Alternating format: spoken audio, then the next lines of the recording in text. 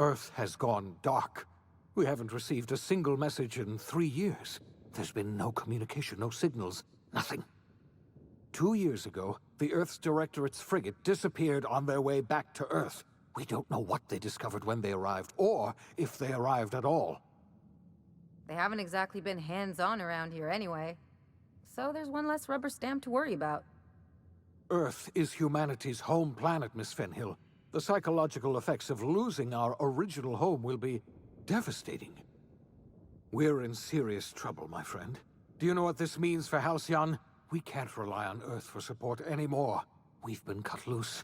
We're entirely on our own.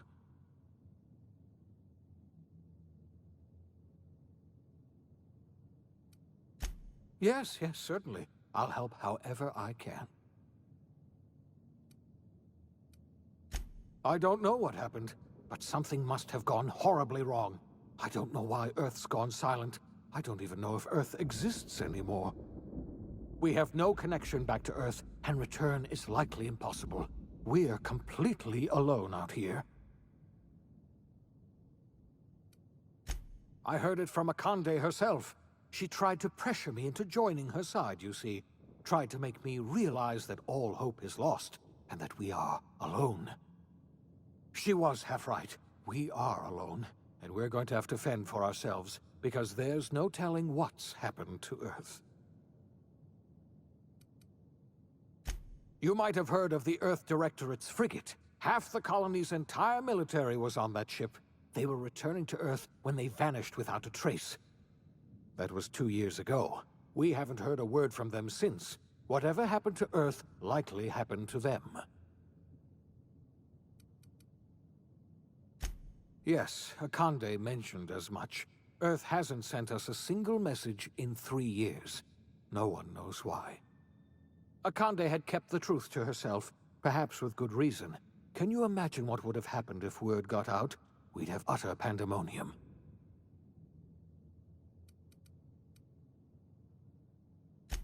I wasn't trying to hide the truth from you, but after all you've done, I owe you an explanation. Yes, I experimented on the Hope's colonists. Each of my experiments ended in catastrophic failure. Each of my subjects died in agony. You are my first and only success. I didn't tell you about the others because I didn't want to burden you. My failures are my own to bear, not yours. Thank you. Perhaps in time I'll learn to forgive myself. My apologies. I need to get a hold of myself. We've far more pressing issues to worry about right now. If you have any more questions, ask me. I'll answer as best I can. Yes, we do. We must begin the revival process immediately. We're going to need...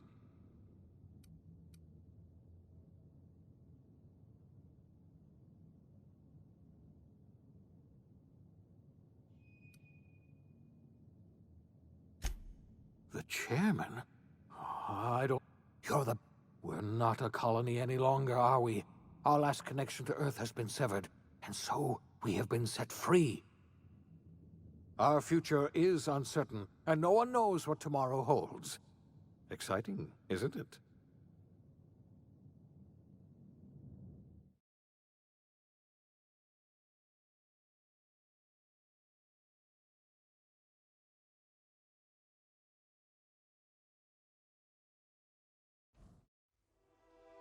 The OSI teaches that everything in the universe happens according to the grand plan.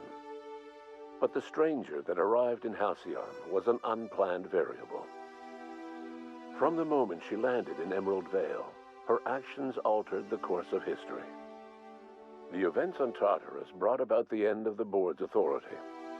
But the board's mistakes would haunt the colony for decades to come. The damage they left behind would require the work of a generation to repair. Dr. Phineas Wells began reviving a handful of the Hope's colonists. Engineers, scientists, technicians, and intellectuals. They were among the brightest minds the Earth had ever sent out into the stars. The Hope scientists and engineers woke up in a colony descending headlong into total collapse. With no way to return to Earth, they had no choice but to band together and devote themselves to the cause of saving Halcyon. The people of Halcyon were nothing if not hardy. In the absence of the board's authority, many of the colony's settlements banded together with a single purpose in mind: survival. Life was especially hard in the years to come. Some towns dissolved by attrition and starvation, but most of them found a way to carry on. In the years to come, Halcyon was forced to reckon with its newfound freedom. The board was gone, and for better or worse, the colony was responsible for its own destiny. Between MSI's worker-centric policies and the iconoclast's manpower, Sanjar and Zora were able to rally many of the Terra 2 townships to their cause. MSI's workforce swelled, and the iconoclasts enjoyed a significant surge in their ranks. The board was too distracted by infighting and internal politics to stop MSI from becoming a powerful corporation and a refuge for townships that might have fallen through the cracks.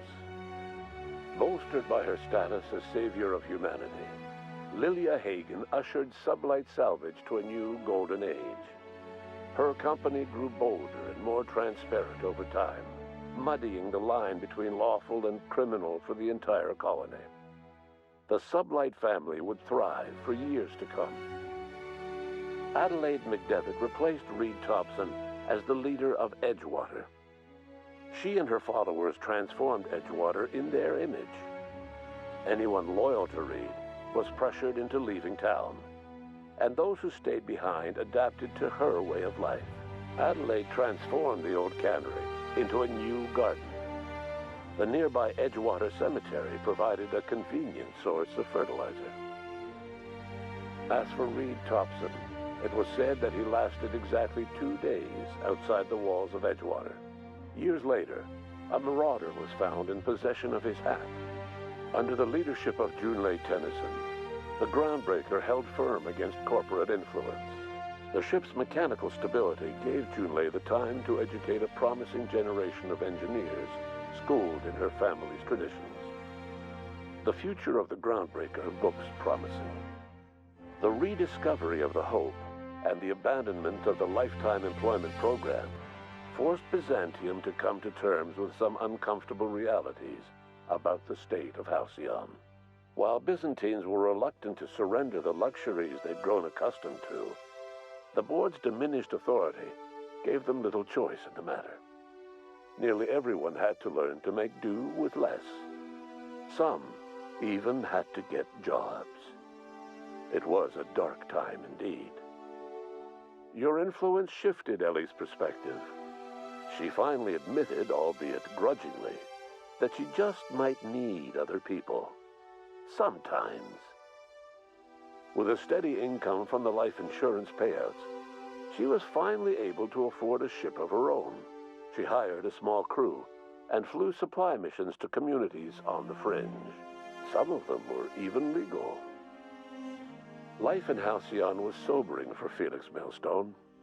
The grand revolution he dreamed of never came. There was no great awakening for the colony, no celebrations in the streets. There was only the hard, desperate work of trying to repair a broken colony.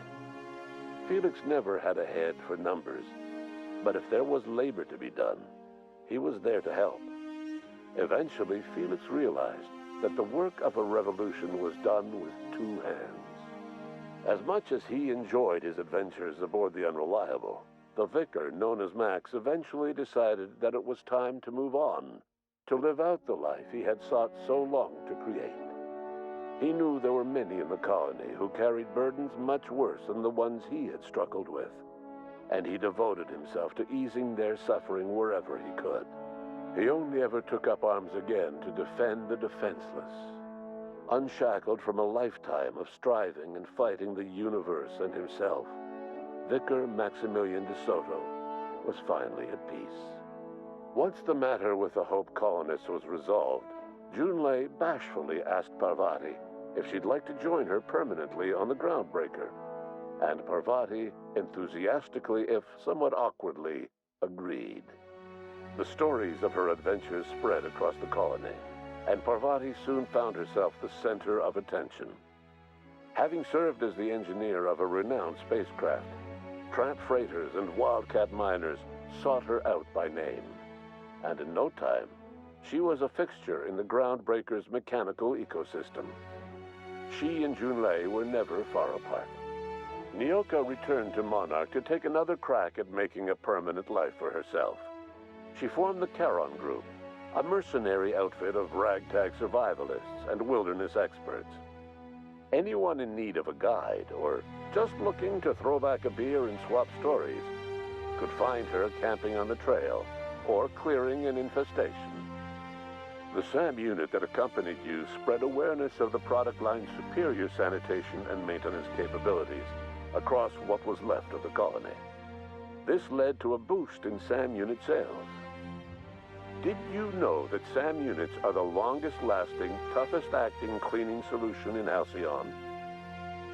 Minister Clark was released from house arrest, and his contact with you gave him a sense of renewed purpose and vigor. Once it became clear that no help would be coming from Earth, he threw his considerable efforts and talents into helping Halcyon manage the crisis before it. As for Dr. Phineas Wells, he spent his remaining years in his orbital lab.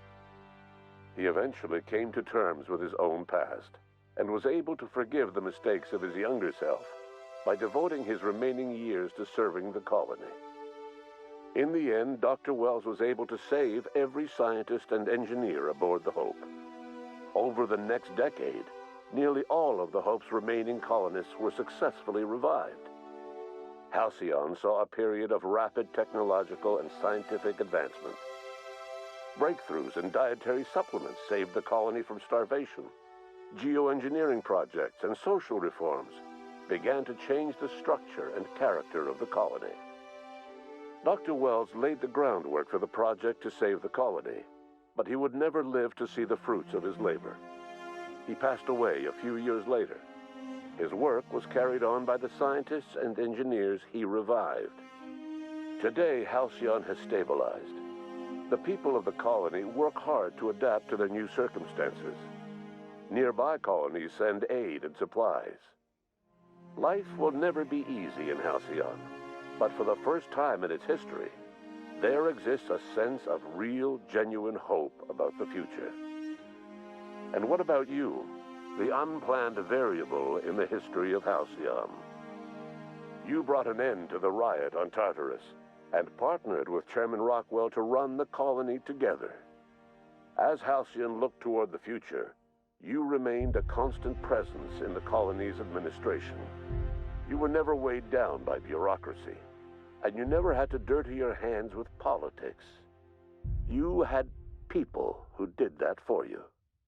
By your influence, Halcyon survived the turbulent years that were to follow. No one knows what's happened to Earth, and no one knows what the future has in store for Halcyon. All we know for certain is this: the name of the Unreliable and that of its intrepid captain will remain the subject of countless stories for years to come.